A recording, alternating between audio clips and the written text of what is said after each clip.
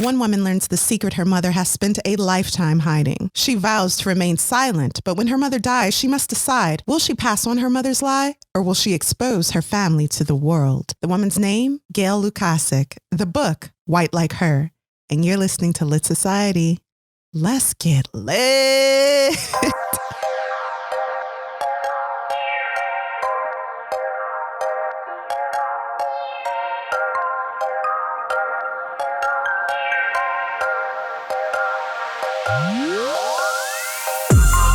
Hi, readers. This is Kari.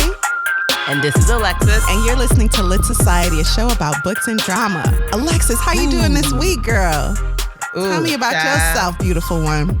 I don't have nothing to say. Okay. This week has been stressful. Oh, has it? It's my busy season, and it's just about to get rough. Okay. So I got my head in the computer every day. Is it easier now that you're working from home?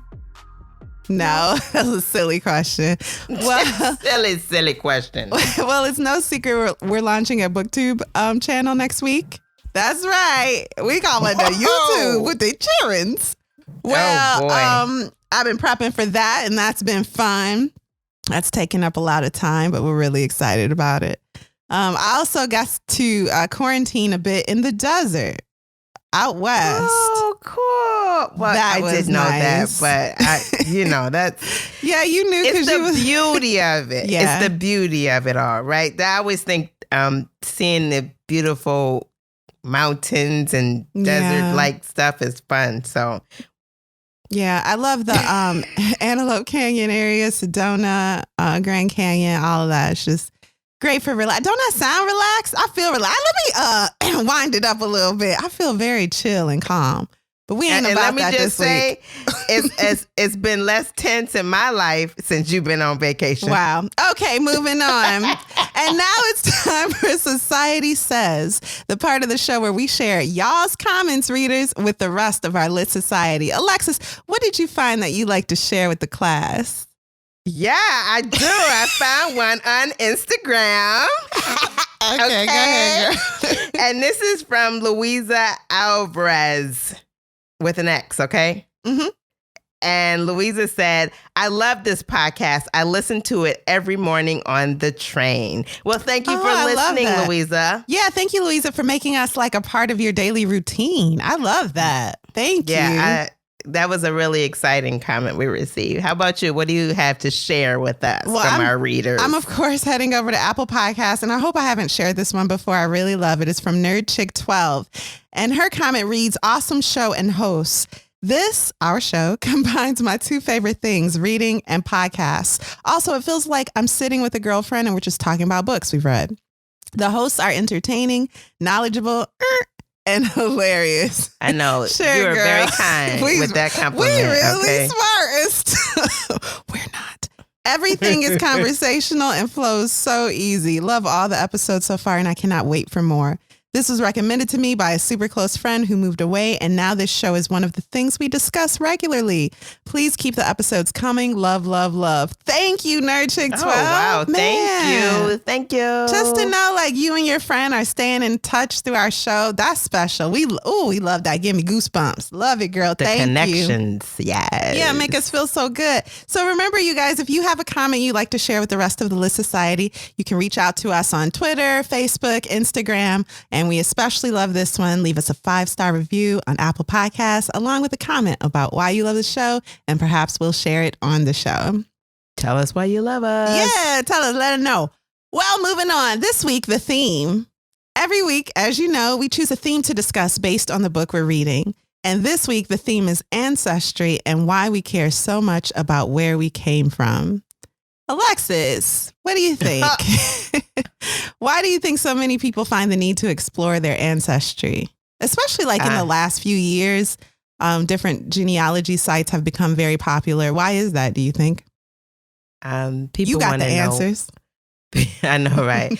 People want to know where they're from. There's a large piece of the population that are just disconnected with their past. So they want to know where they're from and what they're made of. That's what I think. Yeah. So, but we're all made of the same stuff. How does knowing where we come from edify us? How does it make us different? What does it teach us? I'm thinking about my grandmother. She always said that past didn't matter. So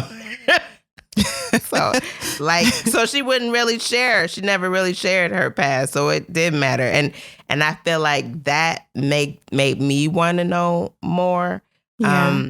Especially, and then I only had one grandmother growing up, and usually have 4 grandparents. I only had one. They had all passed away, and so I just wanted to be. I wanted to know. I wanted to be connected to that piece of my life that she wouldn't share. I can commiserate with that. Is that the word? You like to use it? I don't know. I'm just posing. Anyway, I can completely understand where you're coming from. We did an episode, Black Heart, a book we featured, Black Heart, and we talked about our specific history as Black Americans and how Black American people, now a lot of people can be Black, but Black American people, those descendant from slaves in the States, mostly slaves in the States, our past was erased. So there's this romanticization. Is that a word? It can be easy to romanticize where we come from and what that means.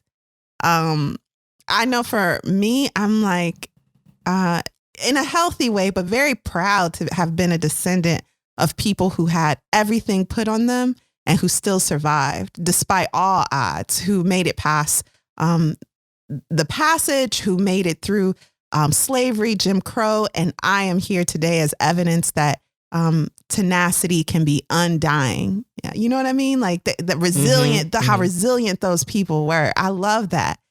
But what if I went through my history and found out I was like 30% Irish or 30% now?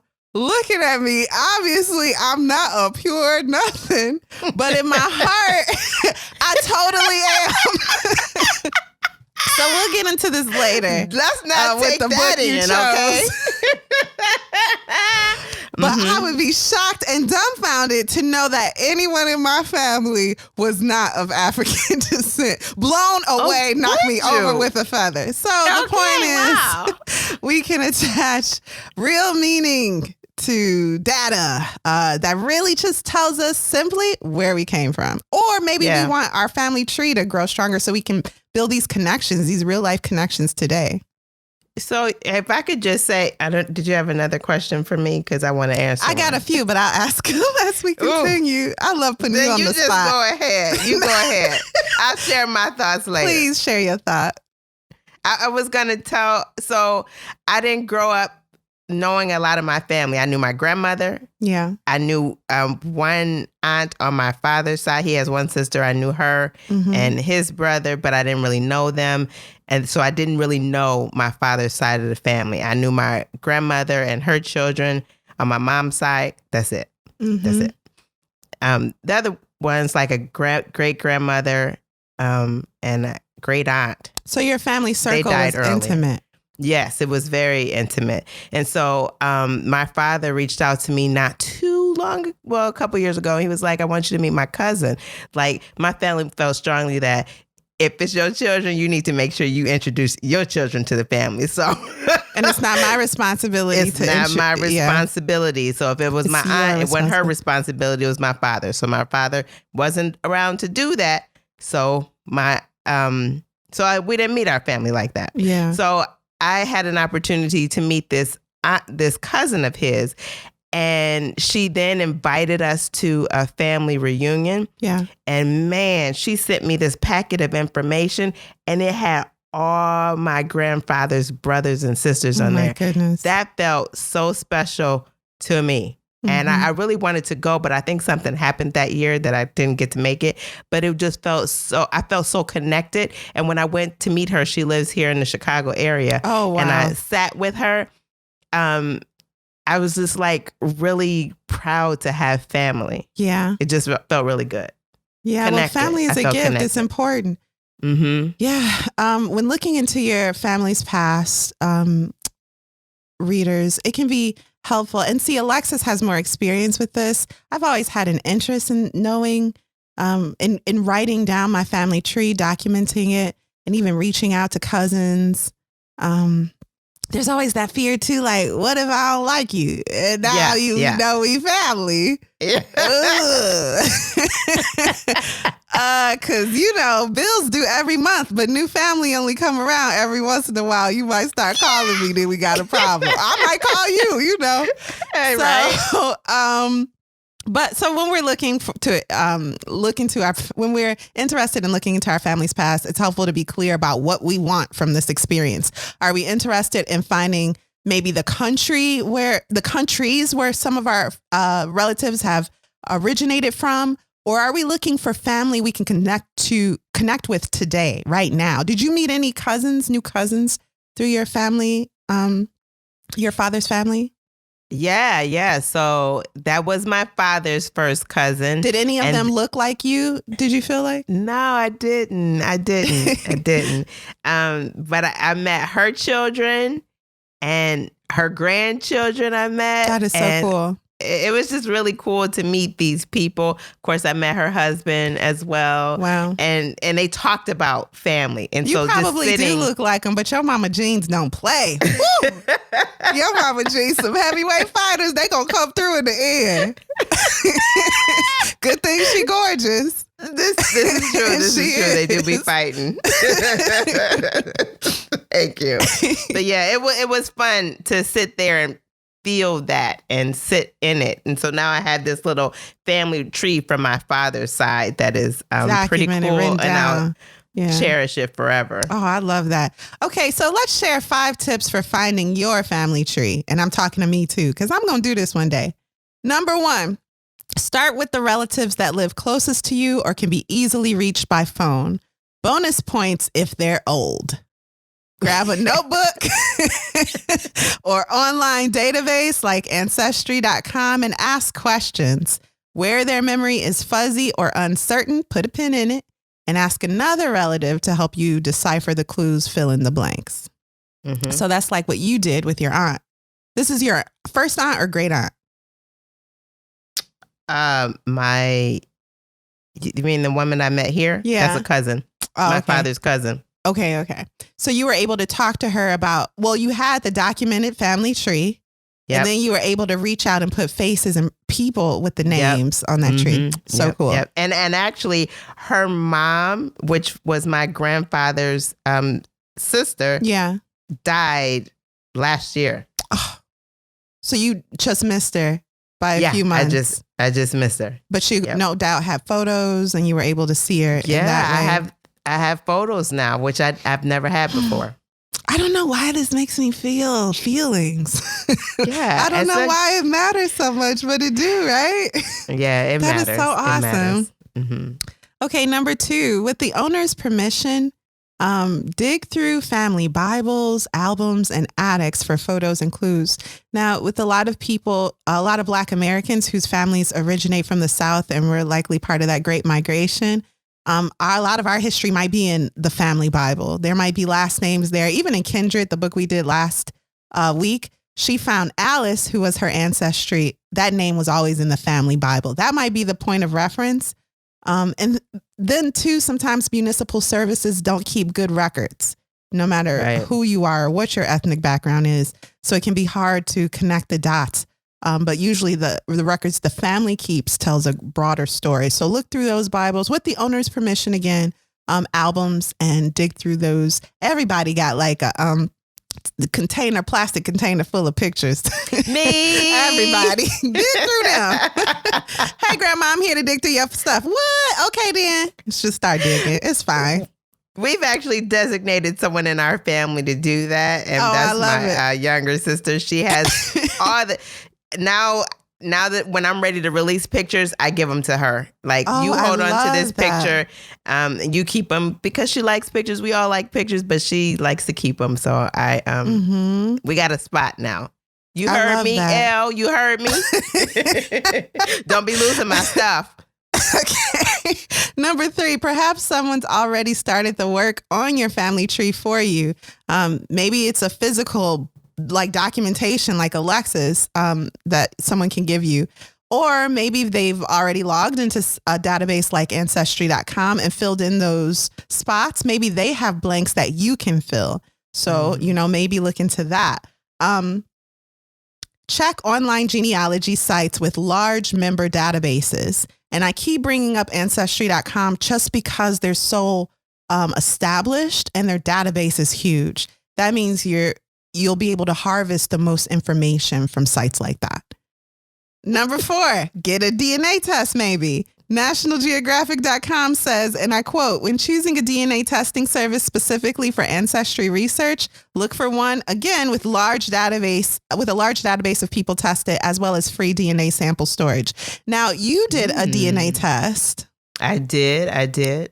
You used 23andMe, is that right? Nope. I used Ancestry.com. Oh, you did? Mm-hmm. And then what was your breakdown? Oh. And then why did you do it? Was it mostly to find out what countries your family has come from? I know. I was looking at family makeup. Oh, yes, okay. Essentially, yeah. Mm-hmm. Can I go get the paper real quick? Yeah. Mm-hmm. You were supposed to be prepared for this anyway. Go ahead. I am. I just didn't bring it in this room. So, my DNA breakdown was 45% Nigerian, 20% Cameroon, Congo, Western Bantu peoples, 13% Mali, 6% Ireland, 5% Benin and Togo, 3% Sweden, 2% Norway, and then a lot of 1%ers. Did you have any feelings invested in that outcome? I went around for weeks telling people I was Nigerian. Yes, you did. I didn't know if you was going to say it. But y'all, you know how it's that meme of somebody who's like always wearing like geisha garb because they've been to Japan once, or they studied maybe school in Japan. They studied abroad in Japan. Well, you would think that Alexa studied abroad in Nigeria. It was a week where we was like, what? Where did you? I mean, it's beautiful, but where'd you get these clothes? And also the music you're listening to. This just is a new you. Mm-hmm, so she was really embracing the numbers on that paper. Gotta ask. If it said, now you mentioned some Swedish ancestry. If it said 60% Swedish, were you also going to dress in traditional Swedish attire? Like go ahead and listen to Swedish music and eat Swedish food. Think about it. You silent. I'm going to let that silence speak. And then a note from National Geographic that I specifically thought was important to giving the times we're living in. They say, although DNA results can be helpful in your research, the decision to get tested shouldn't be taken lightly. Tests can reveal family paternity and maternity secrets kept hidden by your ancestors or immediate family members. This reminds me of a few articles I read of people like, I'm an only child, but I have 30 siblings. Yep. Or people who, one example comes to mind is from The Cut, which was a Gimlet podcast by the New York Times, I think. The Cut is a New York Times publication, but they had a great podcast on a family who their little boy was like playing with their friend's little boy. And the friend was like, you know what? Our kids look alike. And they was just joking about how much their kids look alike. Well, apparently they had the same donor. Oh. And then they found like a Facebook group full of all these kids that were basically siblings of their child. And then also in the Bay Area, there was this girl who found out her father wasn't her biological father, and that her parents used a donor. And in that area, that small area, she found many, many tens and tens and tens of siblings whose lives were interconnected. Wow. I say all this to say you might be dating your cousin or worse. So Yikes. Just make sure you prepare for all the family secrets to be unfolded. And then, write us because we about books and drama. Okay. And then lastly, remember Facebook? Me neither. But if you feel comfortable doing so, perhaps start conversations with potential family members online. They may help to fill in the clues and the blanks that you've created through this process. So maybe you have an interesting last name or more unique last name and can connect more easily with potential family members via social media. Be very careful. But, yeah, and that's that. Any tips you like to share since you've actually done the work? Well, what I can say, people have gotten, I want to say bad test results from Ancestry. Yes. Incorrect test results from Ancestry.com. So you got to be careful of that. And then it says they're not able to fully, I want to say that the report is not accurate. They just can't pinpoint where you're from. You know what I mean? They can do more broader geographical locations. Yeah. Mm-hmm. Okay. But there is one out there that's supposed to be able to take you right on to your tribe. And I think it's called AfricanAncestry.com. That's another one that's out there. So that's for, people of African descent. Okay. Yeah, I did read an article. A girl was like, I took 3 genealogy tests, Ancestry.com, 23andMe, and there was one more, and they all came back different. So a grain of salt. But, if you take these tips in order, starting with your immediate family members, that'll be a better path to go on. Yep. And then using genealogy databases is like a supplement to that more entailed oral research. History. Mm-hmm. Yeah. All right. Well, you ready to take a break and move on to our book, White Like Her? Yeah, let's do it. All right.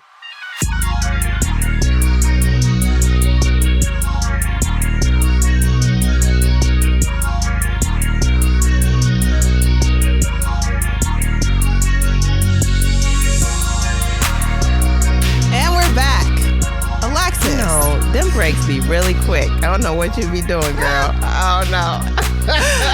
Alexis, can you please give us some context and insight, some background on Gail Lukasik? Is that her last name? I'm going to say Lukasik. Okay. Please let us know who she was. Why did she do this? Okay. So Gail was born in Cleveland, Ohio. Born white. Do you hear me? She was born white. She grew up in a suburb of Ohio, Parma it's called, and her mother was an avid moviegoer. They used to go to the movies every Friday, and she fell in love with stories of all kinds. Her dream was to be a movie star, a ballerina, and a writer. Well, she got to do a couple things. She was a member of the Cleveland Ballet. And she wrote 4 mystery novels, a memoir, a book of poetry, and then numerous poems, essays, and short stories, though she was never a movie star. She's in the Chicago area, and she's worked with some theater groups with dancing and singing and acting productions as well. Her, let's see. Okay, so Gail earned her MA and her PhD later in life, like in her 30s and early 40s. And she had an English major with a specialization in writing poetry. She taught writing and literature classes at UIC. And she also managed the internship program and the nonfiction writing program. And it's at that time that she became hooked on female detective novels. So one day, her son said to her, "Mom, you're always reading mysteries. Why don't you write one?" And her first attempt was Destroying Angels. And it was a riveting debut thriller. Yes, it was. Okay. And then she started a series under the name Les Gerard. That's the detective in her book. And so she made a few books based on that. White Like Her is inspired by her appearances on the PBS Genealogy Roadshow and the discovery of her lost New Orleans family. Have you ever seen the Genealogy Roadshow? I feel like I have maybe once, just kind of, and flicking through channels, and one day I watched an episode, but I haven't seen anything recently. I never even heard of it. I'm going to look into it. It sounds interesting. Yeah, that's PBS for you. Great stuff. Well, thank you for the lowdown on Gail. Can you also please give us a synopsis of the book without any spoilers? Okay. Gail Lukasik is intrigued by her mother's family history and decides to do her own research. She finds that her grandfather, Azamar Frederick, is designated as colored on the 1900 census. Learning this story makes Gail question her mother's identity as well as her own. Kari, what were your first thoughts? What's the big deal? My first thought was, if you are Scandinavian, 60%, and you learn that you got 30% Irish blood in you, do you write a book? Do you go, oh my goodness, my identity has been turned upside down and I must tell the world? However, so I was not excited about reading this. I felt it was like much to do about nothing. Oh, You're never excited about reading my books. I feel that's offended. Not true. And I was basically offended by the whole premise of the fact that this book exists offended me. However, as I started reading and started putting myself in Gail's shoes with the context of the insanity of American racial hierarchy, then the story changes. We just said, what if you found out when you got your DNA test back that 60% of your ancestry is Swedish? I love Sweden. You know what I mean? But I would be, it would make me have feelings. It would make me have feelings. Yeah. And that has less to do about where you come from and more to do about the racial hierarchy that you live in, the cultural climate that we live in. Yeah. So this book it made me ask a lot of personal questions I probably haven't asked myself and reevaluate some of my views and clean some things up in my mind. So that was my first thoughts. What about you? What were your first thoughts of White Like Her? Well, I've always been interested in passing ever since I watched Imitation of Life. So, girl, don't get me started. I don't know what version you watched, but that movie, he was almost white. I said, turn this mess off. I was 6. I stood up and said, I don't know what y'all think y'all showing me up in here. Listen. But I got to go first, learn how to read, and then find the autobiography of Malcolm X just to get this out of my mouth, the bad taste out of my mouth. Okay. I saw a video clip of her. Being interviewed, and in the interview, she met her other family from New Orleans. So I wanted to read the book. All right. Awesome. Well, thank you for all of that background, the synopsis, and your first thoughts. Are you ready for the meat and potatoes of this show? A deep dive with spoilers into White Like Her. Take it away, Alexis. Part 1. Gail's mother, Alvira Frederick Kalina, was a beautiful woman with warm olive skin, dark brown eyes, deep dimples, and a Roman nose. Her mother was meticulous about her makeup and her housekeeping, and she loved going to the movies. Her mother was prone to fits of depression, and her mother would tell her stories about some stories about her time in New Orleans, okay, where she grew up. Okay, that's where so she grew up. Facts about her. She was very beautiful. Yeah. And so one story she recalls her mother telling her is of an old Black woman who was walking down the street carrying packages, and she was knocked off the sidewalk because she didn't move as a white man was walking towards her. He shouted at her, "Get out of my way," and then called her the N-word. She was telling Gail this.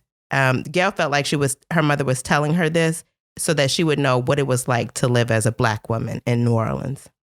Gail desired to know more about her mother's family history because she was kind of tight-lipped about it. She, when Gail would ask, her mom was tight-lipped about it. And when Gail would ask her mom about her father, her mother would say, she would ask her mom, "Oh, is there a picture of my dad, of your father?" And her mom would say, "No, we didn't have one." And Gail would say, "Well, why?" She said, "I just don't. Okay, stop asking me, little kid." Pretty much that's what she would say. So she only had photos of her mother, Camille, and her mother's or her sister, Shirley, and a few cousins. So Gail would ask her mom about let's go to New Orleans. Let's learn about your history. Take a trip and you can show me where you grew up. And her mom would say, it depresses me to go home. And that's it. That's what her mother would tell her. So Gail, in 1995, decided she wanted to find out a little bit more about her grandfather, Azamar Frederick. So she visited the Family History Center to look up information. And so, again, her mother's conversation about her father was always very vague and unsure. She wasn't even sure when her father died. She said maybe in the 50s. I don't know. But she also insisted that she was French and not German. And she took pride in her French heritage. So not a lot of information for her to go on. So she goes to this Family History Center and just starts looking, okay? She works with the census information, the census rolls. Mm-hmm. And what Gail learned was that Azamar's father was Leon Frederick, and his mother was Celeste Gerard Frederick. Azamar was the youngest of 5 children, Louise, Leon, Leonie, and Estelle. His grandfather was Albert Gerard. And as she was looking through the census record, Gail came across a grid and she stopped when she saw the letter B. And when she noticed the category, it was the category for race. So she questioned herself, why would the census make her grandfather black? Was he black? That must be a mistake. Okay. Your tone, by the way, is implying some things, but I'm going to let you cook. Go ahead. Oh, no. What? Is he black? Was my grandfather black? Now, this woman from Cleveland, and look how Alexis got her sounding. Go ahead. Stop it. This is just me retelling the story, okay? Don't insert. Go ahead. Mm-hmm. She knew her mother's family wasn't black because she knows her mother to be a white woman. So Gail searched the 1930s census, and there she found a racial designation for her grandfather with a W. Now, how could he be black in the 1900s and then white in the 1930s? Because race is a social construct. Yeah, and she also understood the one-drop rule. So she decides she wants to ask the woman that's working at the center, what does B mean? So she says, you know the saying, there's an N-word in every woodshed. And the woman laughed. Mm-hmm. And Gail just kind of looked at her like, okay. You know, things were different. Is this a moment we supposed to be sharing? Exactly. You on your own, lady. Yeah, she said things were different back then. We used to had those candies, you know, like N-word babies. Gail was like, I don't know what you're talking about, lady. And then she also mentioned the one drop was all you needed. You know the saying, N-word in the woodshed.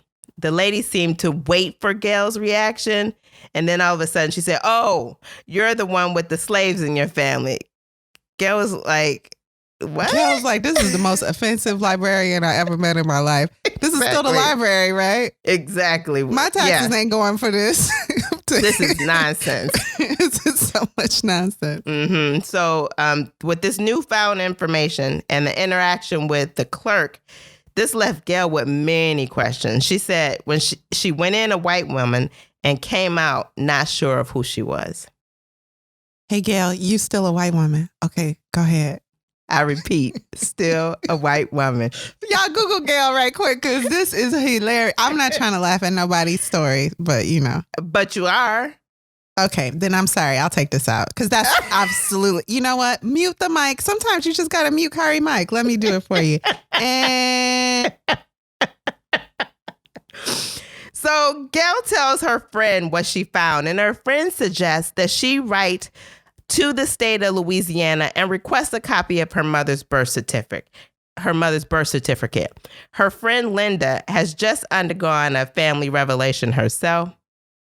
When her mother was suffering from Alzheimer's, she blurted out, now this is Gail's friend, she blurted out, I should have never adopted you. So, okay. You know, she's feeling some type of way. But she all in on this little messy history that Gail got going. So she said, dig in. So her friend asked if she's, after some time, Gail's friend asked, have you spoken with your mother about what you found out? But Gail was like, nope, I need a little bit more information to approach my mother. That's not a move I want to do. I need to get some more confirmation. Because this accusation would be so heavy that I will need I'm in a courtroom. I need the evidence before this can go to trial. Absolutely. There may have been a black in my family. Ooh, child. So the shock. Yeah, that's a lot of information to bear. So I think is it though? Okay. When you white. I don't know. Maybe it is. Maybe this is truly shocking. Well, Gail has already expressed that it's shocking. So it's That's shocking true. to her. She wrote a book about it. Go ahead. She wrote a book about it. So the birth certificate comes, right? Okay. When she's looking at this birth certificate, she learns that her grandmother is Camille, and she was 16 years old when she married her grandfather, which is Azamar, and he was 22. So when she sees her mother's birth certificate, she's listed on there as COL, which is the designation for colored. Her mom is. Yeah, her mom is listed. This is her mom's birth certificate, and her mom is listed on the birth certificate as COL. And again, Gail is reminded of the one-drop rule. And again, it leaves her puzzled. So she decides to write to the state of Louisiana and ask what that designation COL means. She receives a response. The response says, the letter COL is an abbreviation for the designation colored. Our records indicate that during the 1920s and perhaps through the 1940s, COL was a term applied to anyone of color, including Native Americans, Blacks, Asians, Hispanics. So Gail is like, okay, well, then maybe my mom is Native American. Then they go on and say the use of the term colored has been ambiguous over time. However, it did become more closely associated with the Black race. If you consider your genealogy different or more specific to one race, you need to submit a request for change of racial designation, and you'll be required to submit information which shows the preponderance of evidence to support this. And we'll look at it. No promises, but we'll look at it. That's what the letter says. So Gail is, in shock. And so from her shock, she goes to denial. Her mother's not Black. She couldn't be. Her mama looks white. She white. We white. We white. That's what Gail said to herself. And certainly the government has made a mistake. So here now Gail is having a crisis of identity. She grew up white. She's always identified herself as a white woman. Is she white still? Yes. She doesn't know. Gail is unsure. Let me mute my mic again. Go ahead, Alexis. I ain't going to say much this episode because I'm getting heated and I don't know why. Go ahead. Gail is unsure, okay? That evening, Gail tells her husband, and her husband is like, what okay. Her husband say, Alexis? I've always wanted to be with a Black chick. And then they have a little laugh. And she goes, am I a Black chick? Y'all, please Google Gail Lukasik. Please Google Gail Lukasik because this is a white woman with blonde hair that is unsure if she's a Black woman this particular day. And it is throwing me. Okay, go ahead, please. This is our society. Oh, well. Mm-hmm. Okay. All right. So if you don't move on, Alexis, imagine you was to write a book like my mom's great grandfather cousin on his daddy's side was from Germany. Am I a white woman? I just want you to have that moment in your life, and I want you to come to me first. I want you to come to me first and go, Kari, am I a white woman so I can go, no, fool. You ain't. I would say, are you sure? Oh, girl, I'm positive. You don't even write that that book. Put that pen down, Alexis. I got you, girl. You black. I think I should write this book. Girl, don't do it. Don't even do it. And then I'll call your family up and we all just restrain you until the feeling passes. Until the feeling passes. Okay, back to the book. Listen, Gail done got all this information. It's heavy for her, and she then sits on it for 2 years. She sits on it. In the meantime, her father dies, and that's in 1996. Then she started to understand certain family mysteries. Her husband is blonde with blue eyes. Her skin is porcelain white. Her son, Chris, is olive-skinned with curly hair and dark eyes, and they would joke that he was switched at birth. Their daughter is a blend of the mother and the father. Her son asked once, "Why do I look so different than the rest of the family?" And she also recalled her mother's affinity for her son. Her mother said, "He's the only one that really looks like me." She also recalled some of her mother's peculiarities. She had an aversion to the sun. She'd never go out without a hat, claiming she didn't want to get wrinkles. Her being adamant about not returning to New Orleans because it would depress her. To go home would really risk the discovery of her racial secret, though. In the spring of 1997, she finally approaches her mom about her birth certificate and the Frederick family's race. Her mom had come to visit her in Chicago, and then after a few days of allowing her mother to settle down, they sit down at the table after lunch, and she says to her mother, "I've been researching your dad, and the census says that he was black, so I requested your birth certificate, and it said you were colored. What's up with that?" Her mother said, "I don't know what birth certificate you looking at, but I'm it's the white. wrong one. Because I'm white. And then she told her mother, well, actually, Mom, I wrote to Louisiana, and they were like, well, colored means black, so that means you black. And her mother said, how will I hold my head up with my friends? And her mother so her mother's admitting in that way, oh my goodness, my friends are going to know that I'm black. Yep. And her mother made her promise not to tell anyone until after she died. And her mother didn't even want her to tell her brother. That is Gail's brother. After she arrived, I waited a day or two to let her settle in. My husband had left for work and we had the house to ourselves. After lunch, we sat in the family room with the TV playing in the background. The dog dozed in a rectangle of light near the north-facing windows. My mom looked so comfortable in the oversized green plush chair that I hesitated for a moment, considering what I was about to do. I knew that once I broached the subject of her racial heritage, there would be no turning back. No matter what her response was, our relationship would be different. What we knew about each other would change. I'd waited 2 years to have this conversation. I took in a deep breath and began. Mom, I have something to ask you.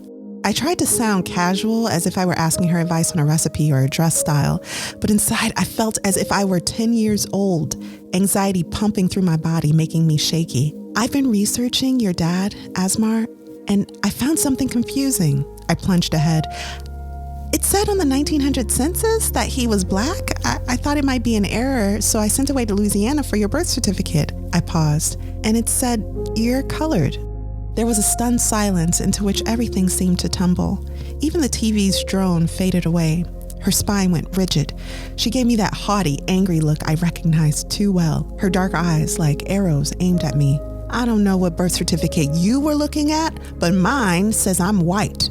I couldn't let it go. There was this need to know that overcame the 10-year-old girl who cowered and obeyed her mother out of love and fear.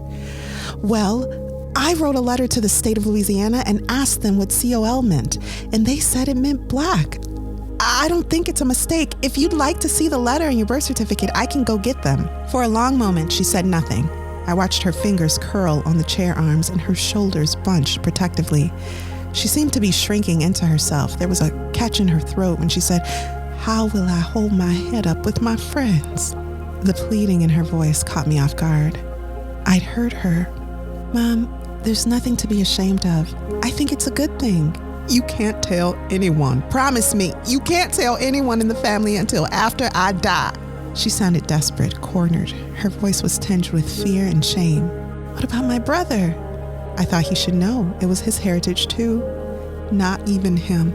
Promise me. It was a promise I didn't want to make, a promise I didn't fully understand, but she looked so small in that large chair that seemed to have swallowed her. I won't tell anyone. I promise. Satisfied, she stood and left the room. She would hold her mother's secret for 17 years. Gail did tell her children, and her children bragged to their friends about their family's mixed race heritage. They clearly didn't have the same identity issues that Gail had. Her son, who had his PhD in English, started tracing his grandmother's family back to the 19th century, noting racial designations, black or mulatto, and he kind of fleshed out their family tree and then stockpiled the information. When he did bring it to his grandmother on one of his solo trips to visit the grandmother in Ohio, she just kind of blew him off and would change the subject.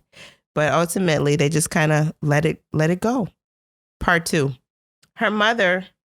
Gail's mother refused to talk about her racial heritage, but she would occasionally mail Gail pictures. Gail had been asking for photographs of her grandmother, Camille Frederick Romero, so her mom sent her one. It was a black and white from 1951 at the Safari Room in Algiers, Louisiana. In the picture was Camille, her sister Mickey, and Mickey's daughter Rhea, and her husband Charles. Her mother didn't add any additional information with the picture. She just sent it to her. In 2012, Gail was teaching writing workshops and would use the photograph as a writing prompt. So while students were intrigued by the photo, they'd make comments about it. After they finished writing, one student asked about the people in the photo and who they were to Gail. Gail explained to the student that this was like cousins or something. And then the student seemed to want more information. So she asked, "Is your family Creole? Your family looks Creole." Gail is like, "Wait, what?" Gail called her nosy in her mind, like, where does nosy student get off asking me if my family Creole? To me, the question was crazy innocent. I think so too. But Gail is like, I'm like, am I wrong? Because why is she calling her nosy? Girl, the subtext is where the drama is in this book. Go ahead. So, can't even get my words out. I got to mute my mic again. But she responded, they were cousins from marriage, so she didn't really know. But Gail didn't even know what Creole was or what it looked like. So, but it made Gail wonder. Beyonce tried to tell y'all got mad. Go ahead. Hello. I got a friend that has Creole heritage also. So It also made Gail feel like she was being called out. She felt like she was being judged unkindly, that she would be judged unkindly, and possibly her writing accomplished and educational pedigree would be questioned if word got out that she had Black heritage. She wasn't ready to share her bloodline with strangers, and she felt like her mother's vow was kind of taking a toll on her. It was holding her back from expressing herself and making her uncomfortable with her knowledge. So let's talk about Creole. There's a lot of information out there about Creole. So most scholars agree that the term comes from the Spanish and the Portuguese word Creole, and it means created in America, in the New World, as opposed to being created or born in Europe. The Harvard Encyclopedia of Ethnic Groups explains that the word Creole refers not only to people, but also to culture, food, music, and language. When referring to people in Louisiana, it said that in the U.S. in the 20th century, Creole often refers to Louisiana Creoles of color, ranging in appearance from mulattoes to European whites. And Creoles live in New Orleans and a number of bayou towns, and many have passed into white groups in other parts of the country, and others have become integrated as Blacks. And they say the latter choice is not based wholly on appearance. For many of the Creoles who choose to identify as Afro-Americans are white in appearance. So Louisiana enacted a formula for race in 1970. and it was enforced until 1984. And it read that in signifying a race, a person having 1/32 or less of Negro blood should not be deemed, described, or designated by any public official in the state of Louisiana as colored, mulatto, a black, a Negro, a Griff, an Afro-American, a quadroon, a mestizo, a colored person, or person of color. With that definition in mind and the time period, Gail would be designated as black, a colored person, a person of color. Gail would be considered a Negro. I'm just telling you what it said, okay? That's what Gail would be feeling like. Part 3. A year before her mother's death, Gail asked her mom if she had any regrets, hoping she'd talk about her racial past. She said, "There are some things I'd wish I'd done differently." When asked what things, her mom said, "Oh, just things." Girl. Yeah, Gail didn't want to push this because she remembered her mother's initial reaction, and she didn't want to bring this up. She didn't want to have this bad conversation hanging over her while her mom is dying, essentially. She didn't want to anger her mother either. Some months after her mother's death, Gail's husband saw an announcement in a genealogical section of the library newspaper, and it said the Genealogy Roadshow was looking for family stories. And he said, "You might want to tell them about your grandfather." Gail was like, "Why?" He's like, "They might want to know." Well, Gail had already decided she wanted to look into it when she heard they were doing research in Louisiana. She had recently discovered on Ancestry.com that a Leon Frederick Sr., who may or may not have been her great-great-grandfather, was a private in the Louisiana Native Guards, a black troop who served during the Civil War.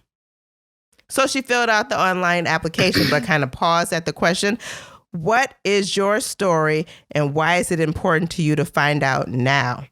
Well, Gail thought, and she said, "I'm a mystery author who's never been able to solve a family mystery about my maternal grandfather, Azamar Frederick from New Orleans." And she told them how her mother swore her to secrecy, and it's a secret she's kept for 17 years. So 2 days later, she received a voicemail from Genealogy Roadshow. They wanted to set up a Skype interview. Then they wanted to set up a Skype interview to see if she would fit their show. She would fit in as a guest on their show. So as I mentioned, she had requested this information about Leon Frederick, and she also got this information confirmed back from the amateur military expert from Mississippi that had the Louisiana Guard information. And so while she was learning that she could possibly be a guest on the show and they could follow her story, she also learned that who we think to be her great-great-grandfather, Leon Frederick, was in fact part of the Louisiana Native Guards, and he was a free man of color. And a free man of color is a mixed race person. And they're primarily in the New Orleans area. So 2 weeks after she received the call from the Genealogy Roadshow, they said they wanted her for the show. She didn't expect it, but they wanted to come to her house and film for a day to kind of create a story to tell to the audience. So she was a little surprised by that. When the show actually airs in January, she's surprised by how little of the interview they actually use and how the family story is edited and fashioned into a narrative that she hadn't intended, but it leads to some unexpected results that would change her life. From the show, Gail learns that on the 1940 census, her mother is listed as NEG for Negro. And that on the 1910 census, her grandmother, Camille, is designated as MU for mulatto.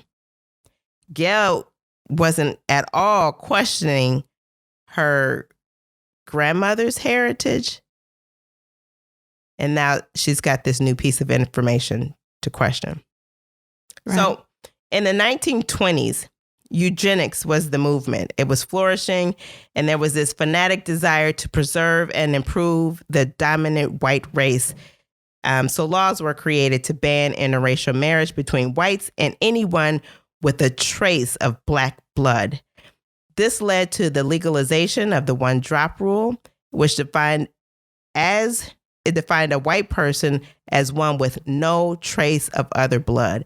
This would stop the many thousands of white Negroes who were quietly and persistently passing over the line. Visible, yeah, no trace of any African blood specifically. Yeah. You could be from anywhere else in the world.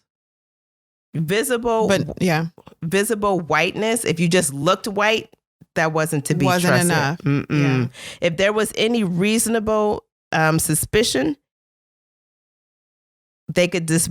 If there was any reasonable suspicion that there was a drop of Negro blood in you, they could stop the licensing process until you provided satisfactory proof that you were a pure white person. And then everything was kind of in jeopardy. Your social standing, your property, everything. Yeah. Mm-hmm. And then, you look white. Yeah. And you look white. Yeah. Yeah. Yeah. In the 1930 census, the category mulatto was removed. And that was a designation her grandmother Camille, along with her mother, her father, and sister, were all assigned in 1910. So now you only, once that designation is removed, you either black or you white. There's no room for mixed race people.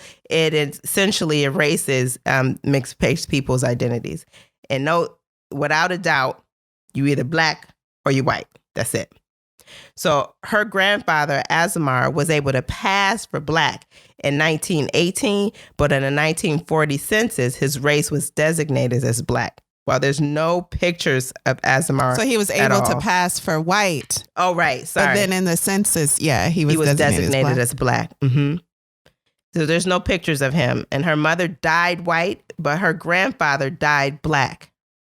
That's a lot. Nonsensical, arbitrary. Absolutely, because it's also very subjective. Mm-hmm. So Gail decides that she wants to write to her mother's first cousin, Eula Murray. Now, Eula is a mixed race woman who could pass for white. And Gail's never met Eula, and she's never spoken with her before.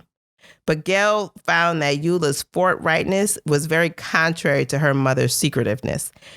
Eula never hid her mixed race. And she also married a man that was darker than her. Eula was very connected to the black people in her life. And she had opportunity. She did pass. She lived her life passing because that was available to her. But when given the opportunity to go to school as a white person, she passed on that because she felt like she knew she would have to give up her black family connection. And she did not. Her whole family. Mm-hmm. And she chose not to do that. Yeah, so her employer was going to send her to college. Yeah. Mm-hmm. Because he thought she was white. And she was really smart. Yeah. So Gail thinks back to when her mother would tell the story of being kidnapped.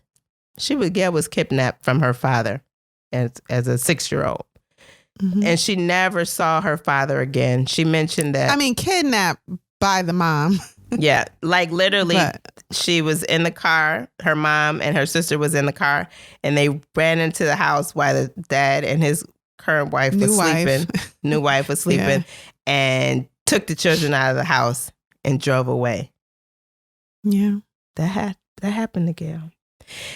This was Gail's mom. Gail's mom. That happened to Gail's mom.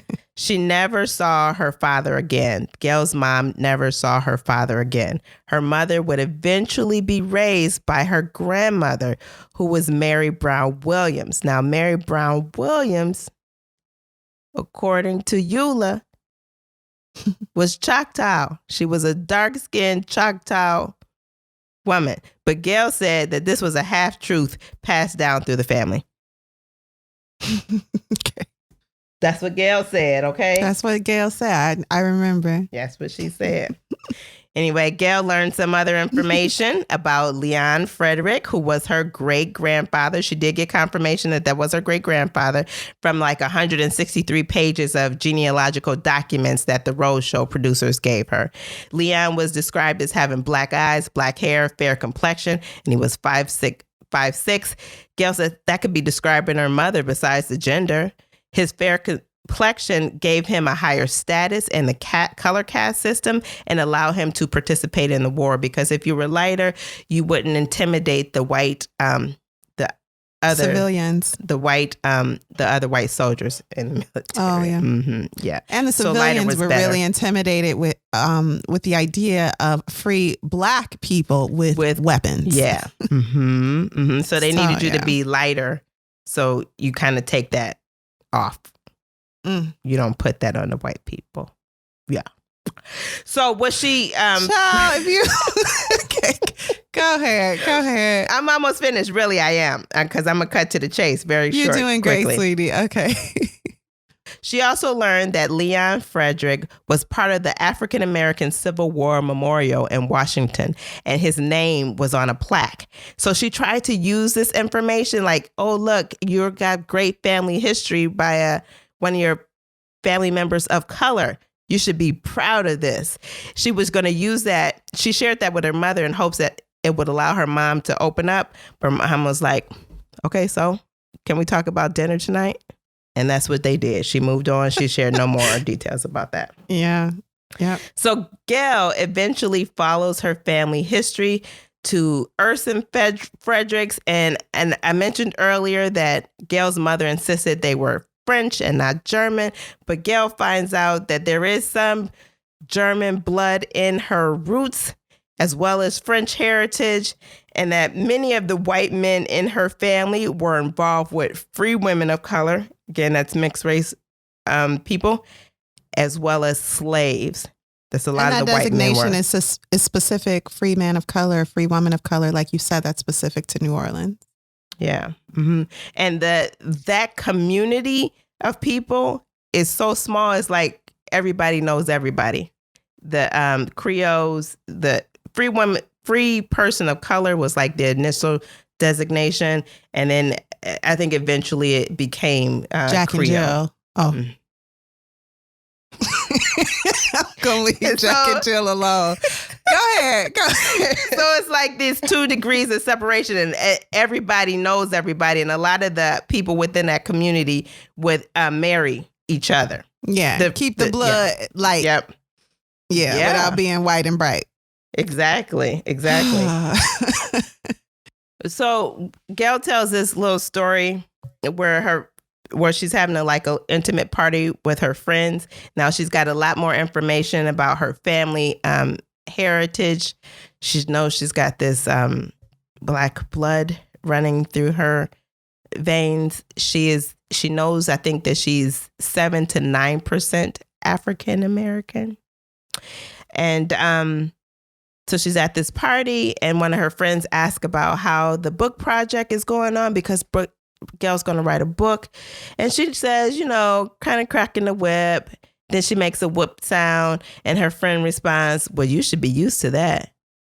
You should be used to that. This is a joke because you are 1/1,000,000th of African descent. So we going to make slave jokes now at your expense. And then she was like, man, that's why my mama never said anything.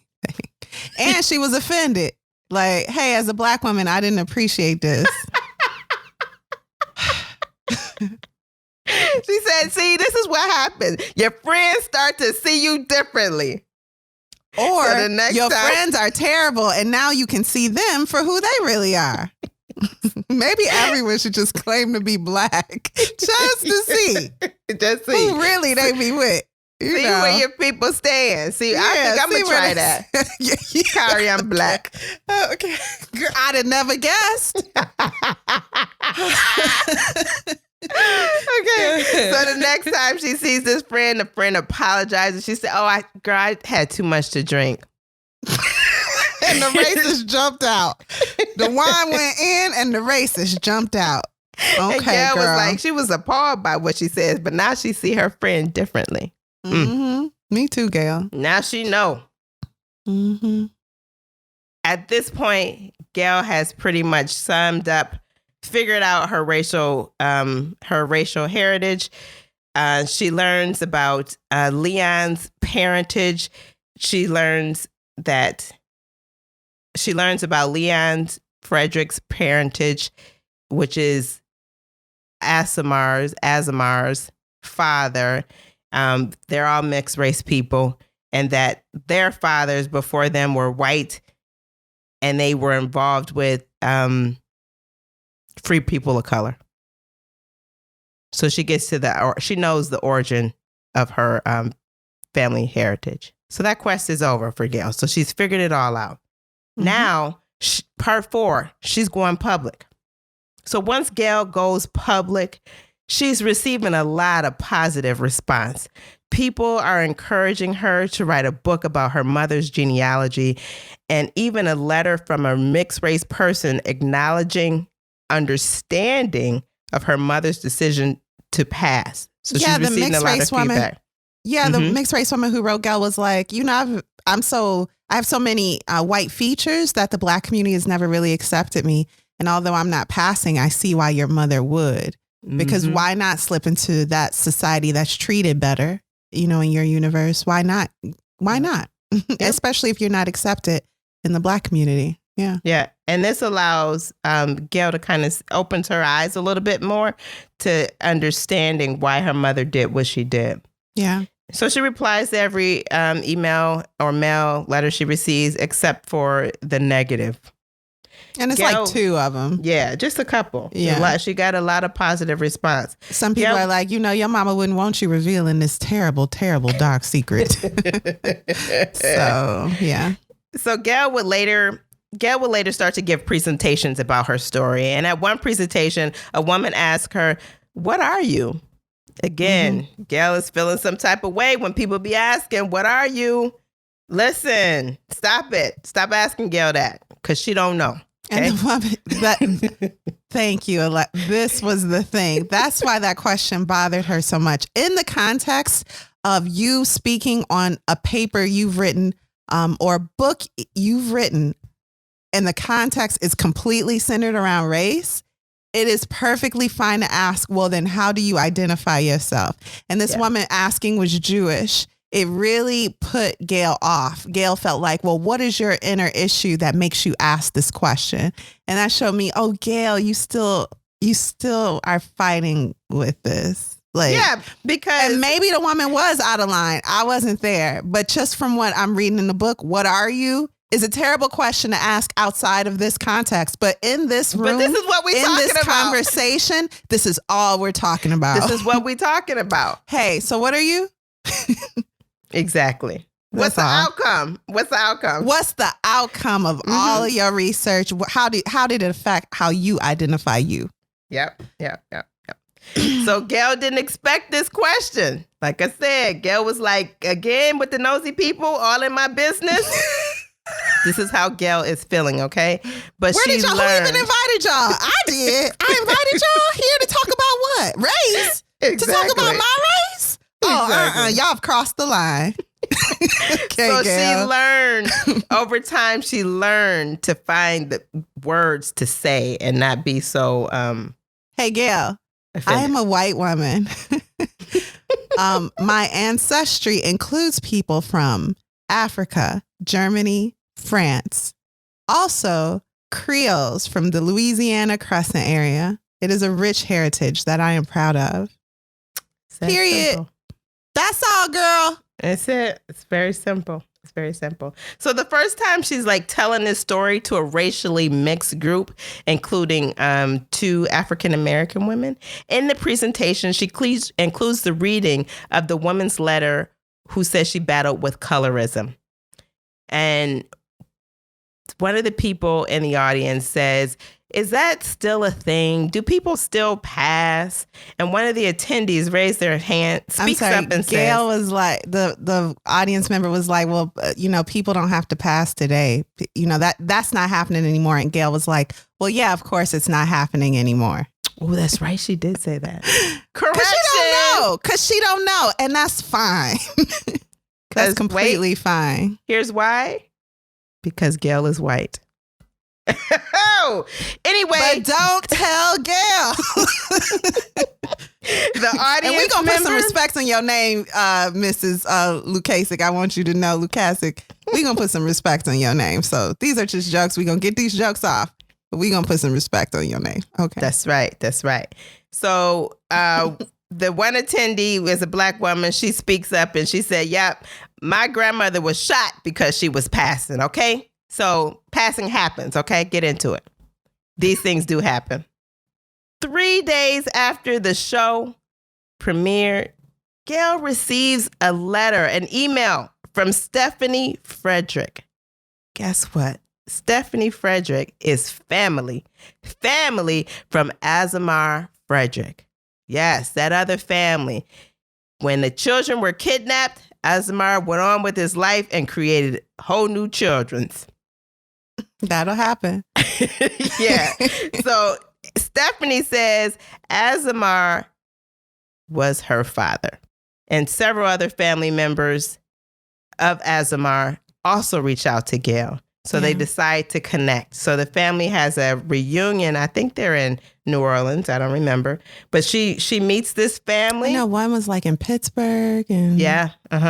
They kind of get an impromptu family reunion together to meet Gail and to introduce her to everybody. She gets to see her grandfather's side of the family, you know, what they look like. And one of the cousins brings out a picture and asks Gail, who are the women, the people, and the children in this picture? So they have holes in their story they're trying to fill, and she has the answers. Yeah. And she has holes in her story she's trying to fill, and they have the answers. This is really beautiful, actually. I'm disappointed that I still don't have a photograph of my grandfather. The missing photograph that started this quest so many years ago is still not found. But then I look at my 2 aunts and 1 uncle and realize that this is what I was meant to find. I glance around at the other tables, at the cousins. We are every shade, from darkest ebony to whitest white, and all the shades in between. This is what my quest was leading me to. Not a photograph of my grandfather, Azamar Frederick, but his other family. After we eat, Azamar King comes over to our table holding an 8x10 black and white photograph. Cousin Gail, he says, maybe you can help us. We were looking at this photograph last night of my mother and my brothers, but there's this other woman with kids in the photograph, and no one knew who she was. He places the photograph on the table in front of me. I can hardly believe what I'm looking at. The sight of the woman and her children hits me hard. I blink away the tears that threaten to fall. I'm suspended in time, thrown back to my childhood. That's my Aunt Shirley, I say. My mother's sister. And those are her children, Margaret, Tripper, and Tony. I don't tell them what else I know about Aunt Shirley and her children, that they're now deceased, and that my Aunt Shirley died in a mental hospital bruised and beaten. It is too joyous an evening for sadness. We all stare at the photograph in silence, in awe of what the photograph reveals to us. Many years ago, long after my grandfather died and my mother moved north and left her family behind, Aunt Shirley and her half-sister Modesta knew each other. There was once a bond between them. At one time, Azamar's 2 families knew each other, but something happened and the families drifted apart, taking their stories with them. Hey, Cousin Gail, Azamar says, you up for another reunion next year? Sure. Where? Cousin Dell wants to host us in Philly. I catch my husband's eye. I can see he's on board, as I am. Just let me know when, and I'll be there. Yeah, this is a great part right here. And it turns out that it's Aunt Shirley. It's her mother's sister and her children. So that takes our story full circle. Gail's story is complete. The end. Let's take a quick break. Okay, let's do it.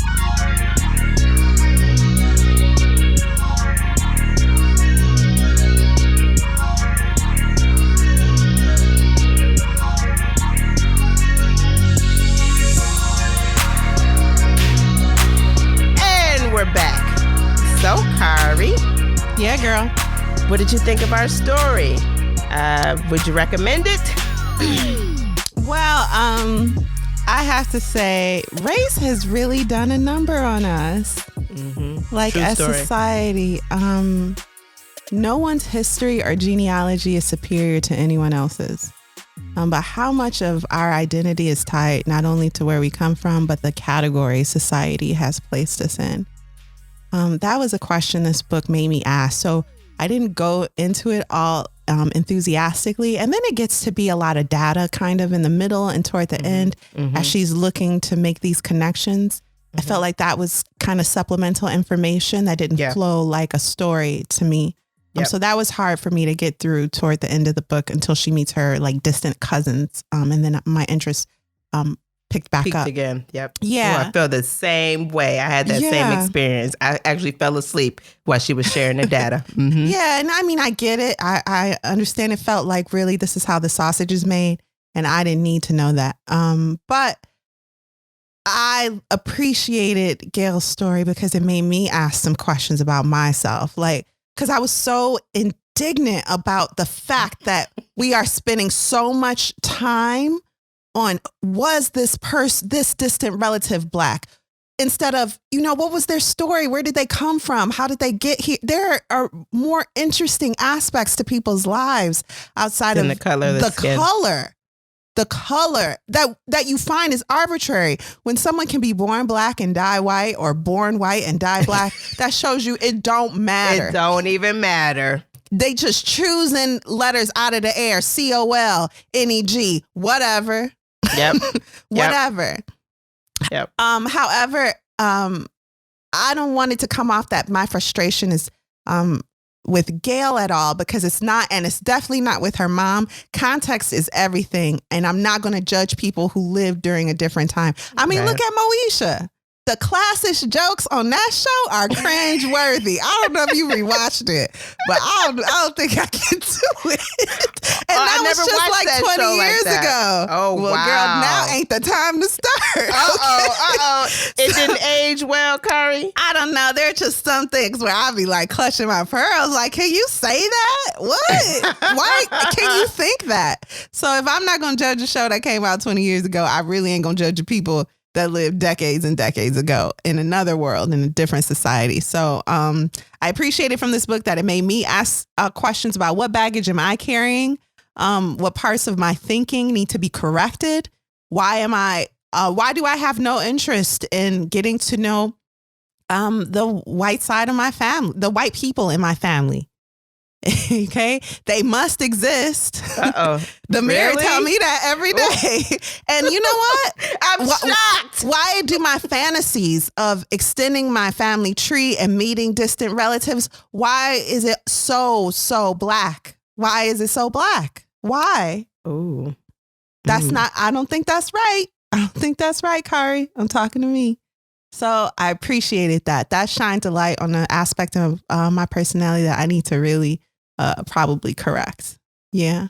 So I've decided not to meet no family. And that's the end of that. You just put them all aside. Just get them, all of them. I ain't going to worry about it. The fact that it was such an issue for Gail makes me just want to be sure that it's not an issue for me. That I wouldn't have to write a book because someone 5 generations ago was white. Yeah. Oof. I don't know. So would I recommend this book? Probably not. And that's no slight to Gail. I thought her writing was well structured. And I just don't think this book was for me, but I appreciate the fact that it made me shine a light on what's in my heart. Because I never want to get to the point where there's a lot of questions in the subtext of this book that I wasn't okay with. But it ain't about me, so who cares what I think? You, Alexis, what did you think of this book? What's your final verdict, and would you recommend it? Okay, and I feel icky saying this. I mean, maybe I'll recommend it to somebody. I just can't think of nobody. Because I don't want to be disrespectful at all to the author. So that's my disclaimer. My issue is my issue personally. And it sheds no light on the quality of this writing or this book. Alexis, what did you think? Sorry. Okay. I will say that the genealogical piece of this book really bored me. I did not need to go with her down that trail. So like that whole piece can be picked up and pushed over. and then combine that in with the beginning and tell a lovely story, you know. And I do appreciate that she added story elements that weren't there. Like she even wrote letters from the perspective of what she thought. ancestors. Yeah, maybe they said something like this. And her letters were, I feel like, written in the style of that time that ancestor lived in. So she's obviously a talented writer. And I thought the stories were somewhat captivating. So I wouldn't take that out necessarily either.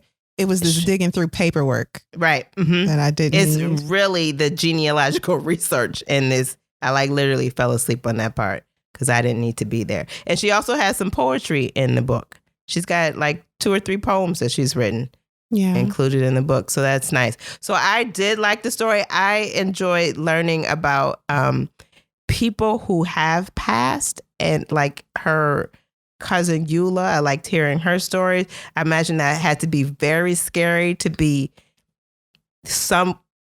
in a world where you're not taken for who you are on face value, right? Yeah. There's a hard struggle. There's a conversation about Black people in white spaces.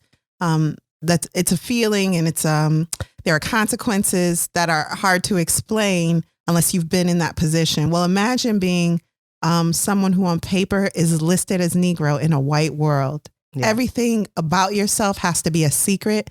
Yep. And nothing about yourself is wrong, but you have to act like it is. Exactly. So I enjoyed hearing that information. It was, for me, it just, I said I wanted to know more about passing, and this allowed me a window into that story, because she has several stories of people passing in this book. And so I did enjoy it, and I would recommend it. Minus the genealogical information that was included, but I would definitely recommend it. Cool. And I wonder if she looked into her French heritage and her German heritage with as much anxiousness and enthusiasm as she researched, as she took into the research of finding who was Black and who wasn't. I mean, generations down the line. Exactly. So, and what about that? Well, thank you for listening, readers. I feel like something heavy is in the air. So, what are we reading next week, Alexis? Wuthering Heights. Wuthering Heights. We're going to try again with them Bronte sisters. It better be great.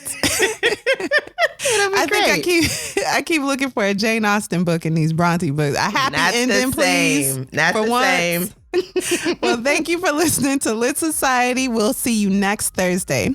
Lit Society is brought to you by Alexis Sonaria and Kari Herrera. Support the cause by leaving a 5-star review for our show on Apple Podcasts, along with a comment about why you absolutely love us. Because we love you. We love y'all too.